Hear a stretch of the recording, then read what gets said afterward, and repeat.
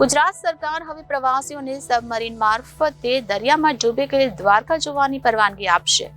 ડૂબેલું દ્વારકા જોવા માટે સબમરીન પ્રવાસીઓને 300 ફૂટ નીચે અરબી સમુદ્રમાં લઈ જશે અને દ્વારકા શહેરના અવશેષો બતાવશે. 2 કલાકની આ દર્શન યાત્રા માટે ગુજરાત સરકારે એક કંપની સાથે કરાર કર્યા છે. આ સબમરીનમાં 24 પ્રવાસીઓ સાથે 6 ક્રૂ મેમ્બર મુસાફરી કરી શકશે. તેનું કુલ વજન 35 ટન હશે. સબમરીન માટે બેટ દ્વારા દ્વારકા પાસે એક ખાસ જેટી પણ બનાવવામાં આવશે.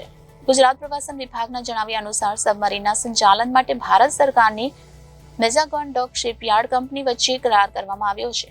આગામી દિવસોમાં યોજાનારી વાઇબ્રન્ટ સમિટમાં અંગેની જાહેરાત કરવામાં આવશે. અત્રે આપણે એ પણ જણાવી દઈએ કે દ્વારકાથી બેટ દ્વારકા જવા માટે બંને વચ્ચે જે કેબલ બ્રિજ બનાવવામાં આવી રહ્યો છે તે કામ પણ ખૂબ જ તેજ ગતિએ ચાલી રહ્યું છે અને તે પણ ટૂંક સમયમાં પૂર્ણ થઈ જશે. આવા સબમરીન પ્રોજેક્ટ અને કેબલ બ્રિજ બાદ દ્વારકામાં પ્રવાસનને ધમધમતું કરશે. ચોક્કસપણે વધારો થશે અને પ્રમોશન કરવામાં આવશે. Bureau reporter Janadesh news, Dwarka.